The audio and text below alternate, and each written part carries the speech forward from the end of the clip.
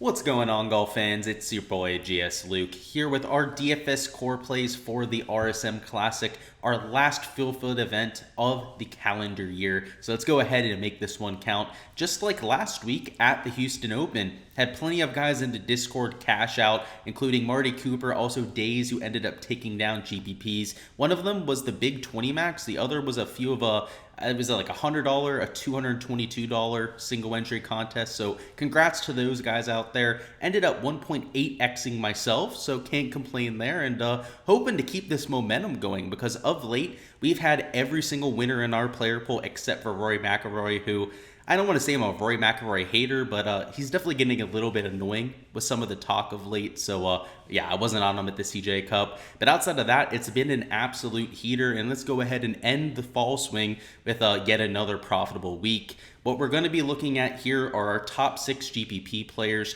priced $8,000 and above on Draftkings that I'll be getting to in plenty of my lineups. It's a little bit too early to account for ownership. We did have Tony Finau withdraw after his big win last week, who, by the way, on our Wednesday live stream was somebody who I said I was going to play in at least 2/3 of my lineups. There was a huge weather edge to be had between the PM AM stack, so I went with mostly players. It was like 85% of my pool was a PM AM stack. It ended up paying off tremendously over the weekend. So, make sure to check out those live streams. I would say by far the most important piece of content that I'm putting out every single week, where we talk about the weather, some of the changes that I'm making to my player pool, which, I ended up getting off of a, chalky Scotty Scheffler and a chalky Aaron Wise last week after we got that weather advantage. So definitely recommend it, but enough jibber jabbing about last week. Let's go ahead and get into these core plays. Alrighty, we've got our projections on the screen, and as we typically do, let's take a look at the golf course to make sure we're on the same page when it comes to our key metrics. So we've got the key stats tab up, and it's worth noting that there are 2 golf courses for this week. To try and simplify things, I have combined my model here, at least in terms of these key categories, to make it a little bit simpler, right? If we were going to break it down with 2 sets of key stats, we'd have to keep in mind that 75% of them are going to count for the seaside, and only 25% of our weights are going to count for the plantation course. So rather than trying to do all of that mental gymnastics, just combined it into one simple list here. So in general, both golf courses are short, just over 7,000 yards. The plantation, which they're playing from one round, is a par 72. The other is a par 70. But they share a lot of similarities. So first off, the putting stats, it's a Bermuda surface on both golf courses. A lot of the better or historically solid Bermuda putters have had success at the course. Approach play is more important from the wedge ranges, particularly so at Plantation. Almost every single approach is going to be in that 100 to 125 yard range, give or take like 10, 15 yards in either direction. Driving accuracy is especially important at Seaside. At Plantation, you have a lot more room off the tee, but at Seaside, though you do have large fairways, when you miss the fairways, you're typically in a marsh, a large fairway bunker, fescue grass, a lot of nasty stuff. So, driving accuracy, keeping yourself out of that trouble has proven to be important over the years. Birdie or better percentage, it's a relatively easy golf course. You're going to see low scores into the high teens, if not 20 under par range. We're looking at short golf courses, good drive percentage, just another way to look at driving accuracy. This gives you a little bit of a chance of missing the fairway, but not getting into a lot of trouble, like the marshy areas, some of the fescue patches that we have around the golf course. As long as you're not missing wildly around the Seaside course, you're going to be okay. But if you're missing 10, 20 yards offline, that's when it gets into that gray area. 3-putt avoidance, especially at an easy golf course. And then the comp courses, right? A lot of weighting going to these 5 courses. We got Wailea, a short Bermuda track where driving accuracy tends to be correlated to success. Harbortown, another short golf course with a similar green style. Now, I wouldn't say that Sea Island, especially the Seaside course, is a links course, but it's still coastal. You get those winds involved. And then around the green, it's a lot of shaved off fairway areas, like you see at a linksy style course. And, Harbortown, I also have Pebble Beach on there. They're not a true links style of setup or track, but they have a lot of those characteristics. So not a surprise to see those on there. Sedgefield, another short Bermuda track where driving accuracy is correlated to success. And then Port Royal and El Camaleon, you don't have shots gained metrics from, but we can look at finishing position, just, regular shots gained, because you can calculate that from the, daily scoring average and then what a player scored, right? It's a very rudimentary metric that we can go out there and calculate.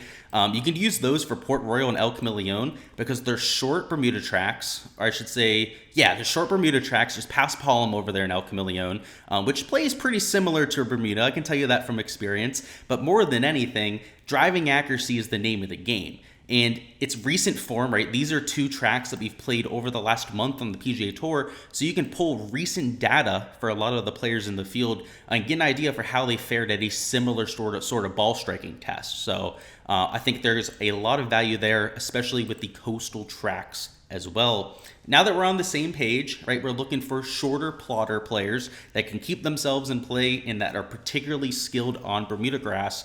You're going to see that very much so reflected in the players that we're taking. So first off, we've got Brian Harman at $10,300.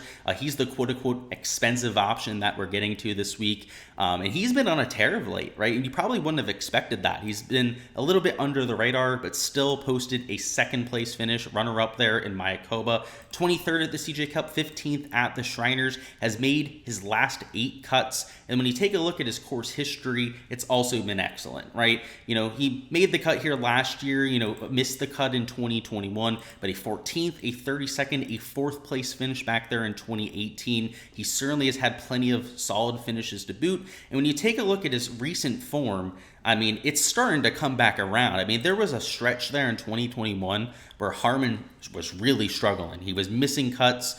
Typically Harman is one of the most consistent cut makers that we have on the PGA Tour. Now, he doesn't tend to win a lot of golf tournaments, but he's going to get you a half a stroke or a stroke gain to the field in most rounds that he's playing. So if you're looking for, somebody in a matchup, somebody for a top 25 sort of bet, he's almost a lock at this sort of event, this sort of field.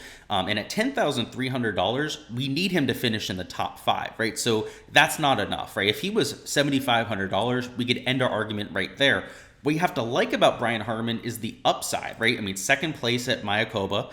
That's a similar off the tee test, and that's past Palm grass. On Bermuda, Brian Harman is one of the best putters in the field, right? Gains close to half a stroke putting per round on Bermuda grass, and the ball striking form is starting to return to what we are used to seeing.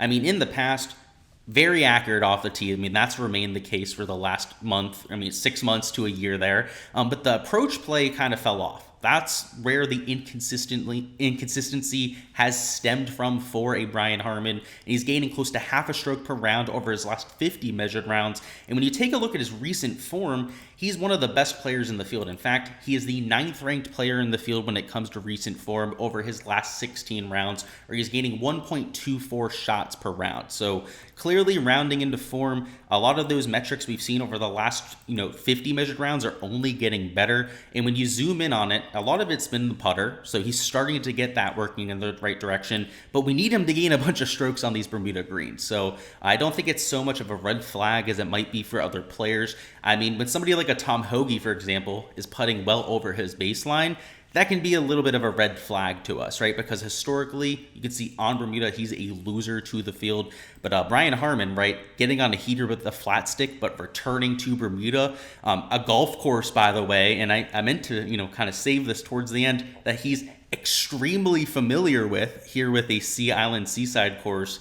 Just a lot of reasons to get to Brian Harman here. And I do think that he'll be a little bit chalky, right? You only have 2 guys in the quote-unquote 10K range this week. But if I think people are choosing between a Brian Harman or a Seamus Power, I guess we can include Tom Hoagie in here, who we're going to talk about here in a second. I don't know if one of these 3 guys is just going to get so much more ownership than the rest. There's about 40% left over. I ran my first set of ownership this morning. Then coincidentally, Tony Finau went out there and withdrew from the field, but he was 40% owned. It was actually like 44% owned in that run that I ended up doing, which means that is going to get distributed over these 3 guys, right? So they're going to get like a 10 to 15% boost on top of a pretty respectable ownership that I was already giving them. So they're all going to be relatively chalky just because people are going to spend their salary. I don't know if that's enough to keep me off of them, because you're going to have the salary to spend. I mean, the guys in the 8 and 9K range are solid. You could build a balanced build, but there's enough guys in the high end of the 6K range, mid part of the 6K range, which I'll talk about in my value picks video tomorrow, that you can spend up to this 10K range. Like, it's not an issue, right? And if, sure, they're going to be a little bit chalky, you play 1 or 2 of them, you put them in 40-50% of your lineups, and you move on. I think you just pick your favorite 2 out of the 3. I really don't think it's that hard of a thing to figure out this week. You're going to hear people that try and go, oh, just fade the top end of the 9K, fade the 10K range. I mean, sure, right? I mean, but this is where most of the win equity is going to be for this golf tournament. I would say just pick your favorite 2 or 3 of them and move on. Let's talk about Tom Hoagie, my second favorite out of the bunch. You got to love his off-the-tee accuracy. Similar to a Brian Harman, he's a well above average player when it comes to his accuracy. Approach play has been great for Tom Hoagie for quite some time. In fact, he's one of the best. Actually, I think he is the best player in the field when it comes to his approach play, where he's gaining over 3/4 of a stroke per round with his irons. And when you zoom in on the 50 to 125 yard range, so let's look at our key stats. Right, the most important ranges, that 50 to 125, that 125 to 150, that 50 to 175. This is where a majority of our iron shots are going to be this week, outside the par 5s and some of the longer par 3s. On your par 4s, these are the shots that you're going to be hitting. These are the stats that Tom Hoagie pops most in. He's known as a wedge player. You look over the last 2-3 years on the PGA Tour, he's routinely in the top 20 of all of those buckets. So it's a volatile stat category, right? There's a huge difference in the stat keeping category between a 126 yard shot and a 124 yard shot. We know in reality there's little to no difference between them, but when we take it over a 3-2, even just a year-long sample size, I think there's a lot of data or a lot of conclusions that we can make about players. Now, if we're looking week to week or just over the last 12 to 16 rounds, that sort of thing, that's where the variance and that noise is gonna, end up biting you, right? Because like I said, they end up calculating a 126 yard shot in a completely different bucket as a 124 yard shot, even though it's a trivial difference in reality. So there are flaws to the bucket stats, but I think if you look at them over a long enough sample size, it ends up making up for that. Like, that's just number theory, right? I'm an engineer by trade. If you guys didn't know that, I'm an electrical engineer by trade. That's something that's very obvious for people that are in our field, but maybe not as obvious to everyone else out there. So I wanted to share that. As long as you're looking at, I'd say, a 6-month sample size, bucket stats are viable.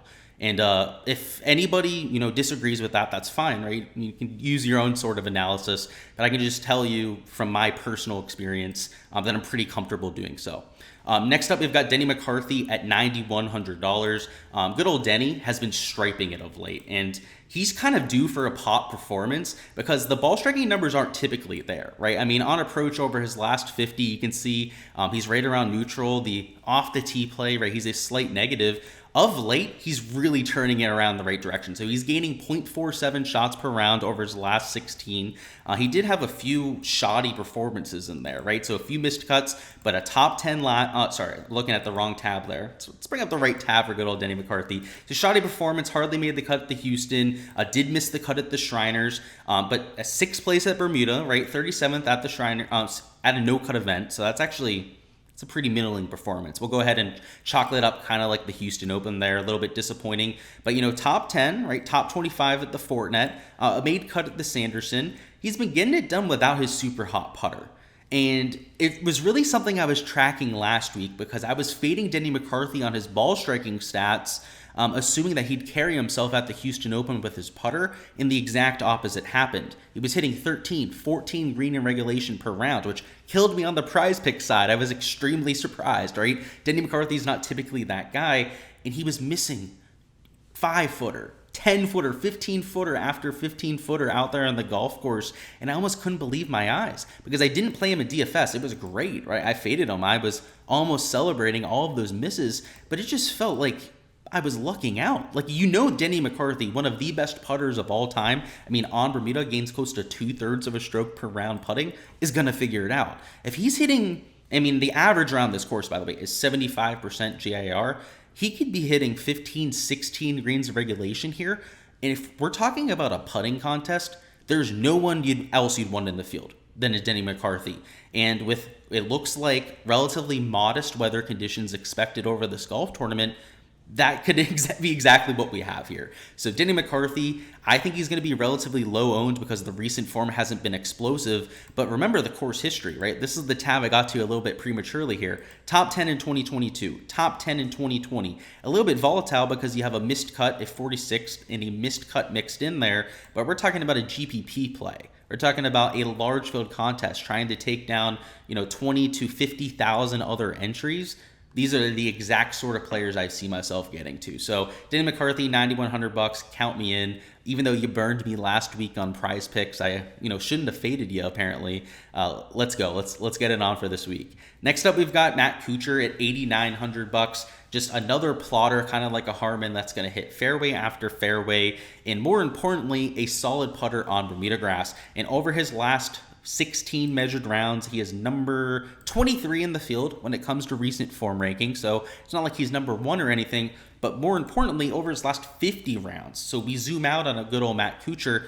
He's been excellent. I mean, just under the radar, consistent in almost every single shots gained category, only losing off the tee, which we know is due to his distance. He's never been the longest player on tour, but hits a ton of fairways. You got to give credit where credit is due. But gaining over a quarter of a stroke per round on approach, over a third of a stroke per round on around the green, and close, well, I guess I was looking at the wrong category here, but it's the same, right? Over a quarter of a stroke per round.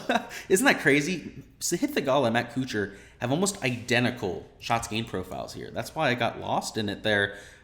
That's scary to me. Like, if Sahith Theegala is going to have the same sort of career as Kucher, yet he's longer than Kucher, so if he can get a little bit more accurate off the tee, I mean, Sahith Theegala, I'm already bullish on the kid, but, if he can rein it off the tee, I mean, watch out for good old Sahith Theegala. I mean, even this week, maybe as a sleeper pick, might be somebody I end up playing there. But look at this. A third of a stroke per round on approach, a third of a stroke per round around the green, and close to half a stroke per round with the putter. So, and that's why I was confused by the 0.4 there, because I knew it was closer to half a stroke. So, yeah, let's make sure we're on the right line there going forward, but still excellent shots gained metrics. He's going to gain strokes off the tee in terms of his accuracy this week. And then when we take a look at some of the finishes, they haven't been flashy, but made the cut 3 out of his last 4 starts here. He's coming in with some of the best recent form we've seen for Kuch. I mean, look, top 27, finished, middle of the pack at the CJ Cup, okay, but top 12 finish, almost top 10 finish there at the Fortinet Championship. Just a lot of positives that we can draw for Matt Kuchar there, and certainly somebody that I'll be playing. Next up, we've got Mackenzie Hughes. I played him last week. It was okay. I mean, what did he end up finishing? It was top 10 finish by the end of the week. Good old Mackenzie, wasn't not quite top 10. That's why I was a little bit negative on it. 16th place finish, but we know he won there at Sanderson Farms. He had a top 25 at the Zozo, top 25 at the Fortinet. He's been striping it over his last 50 rounds. You take a look at the shots gained metrics. They're starting to turn around. I mean, the approach play has been a huge positive over his last 16, but gaining around the green, gaining with the putter, and off the tee, we know he's never really the best player. He's kind of sprays it. He's starting to get a little bit longer off the tee, but at this track, he's going to need some of that accuracy. So I hope that he lays up off the tee, maybe reins it in a little bit, tries to keep it on planet Earth, because last week at the Houston Open, he really struggled. I mean, the fact that he even finished in 16th was really surprising to me, because he just could not keep it on planet Earth. I believe he hit 2 fairways one of the rounds. There are only 13 fairways around the Houston Open because they have the extra par 3, but still, I mean, that's pretty embarrassing if you ask me. But still, number 3 in the field when it comes to recent form ranking. Over the last 16 rounds is gaining 1.75 shots gained per round. Is great on Bermuda. I mean, at this golf course, he loves it. I mean, that's the other X factor here, is you look at Mackenzie Hughes' 2nd place finish last year. That was after 4 lackluster starts to begin. I think he's just a better player now. And if he can maybe just use the added distance that he has to club down even more, so rather than hitting 3 woods, maybe he can hit irons off the tee around this golf course this time around. He's got everything else that we're looking for. I mean, the iron play has been there over the last month or so. We know the putting and the around the green play is going to be explosive. Just keep it on planet Earth, Mackenzie. And if he doesn't, he's going to trunk slam. I can tell you that right now. The course history speaks for itself, right? He's boom or bust. If he can keep it in play, he's going to contend, right? He did so last year against Taylor Gooch. If it weren't for Taylor Gooch absolutely going off, Mackenzie would have won this golf tournament last year, but he also has that low-end floor too. So keep that in mind. He's a GPP play. I would probably not be playing Mackenzie Hughes when it comes to a cash contest or a single entry sort of build. Our last pick here is going to be Brendan Todd at $8,000. Another accurate player off the tee that's solid on Bermuda. I know I sound like a broken record at this point, but that is the exact recipe for success that we've seen over the years around the RSM Classic. And let's look at the stats, right? Over the last 50 measured rounds, he's been pretty solid, nothing eye-opening, gaining in 3 out of the 4 categories, most significantly with the putter, which you'd always expect from one of the best putters on the planet. But around the green has been a positive with the approach play, and losing off the tee. And you probably guessed it, just like a Matt Kucher, it's all due to his distance. So if you can keep it in play, you gotta like his prospects. Of late, let's see, he made the cut at Mayakoba. He finished in the top 10 at CJ. That's actually really impressive for Brendan Todd, especially in that sort of field. Top 30 at the Shriners, did miss the cut at Sanderson, okay, but a top 10 at the Fortinet. I mean, is there somebody with this sort of form that's more under the radar? I don't think so. I mean, Brendan Todd, that's 7th place, right? That's GPP worthy. That's GPP optimal worthy, a 9th place at the Fortinet Championship. I know he's $8,000 now, a little bit more expensive, but he's a perfect course fit. He's played well at this course in the past. I mean, you can see he has a 4th place there 3 years ago. He did miss the cut last year, but he's made the cut in 3 of his 4 trips here to Sea Island. They're in St. Simons Island, Georgia. I think he's well worth playing this week. He's got the recent form, he's got the course history, got the course fit that we're looking for, and as a result, will be making his way into my player pool. That is all I've got for this week's Core Picks video. Before you hopping out of here, go ahead and comment down below who you've got winning this week. I'll personally have to take Brian Harman if I had to, choose one player. But honestly, any of those core picks I could see winning. Any of our value picks that I drop tomorrow, I could see winning this golf tournament because it's wide open. I could see 100, 200 to 1 sort of player winning here. You could see Brian Harman winning at nearly 10 to 1 odds.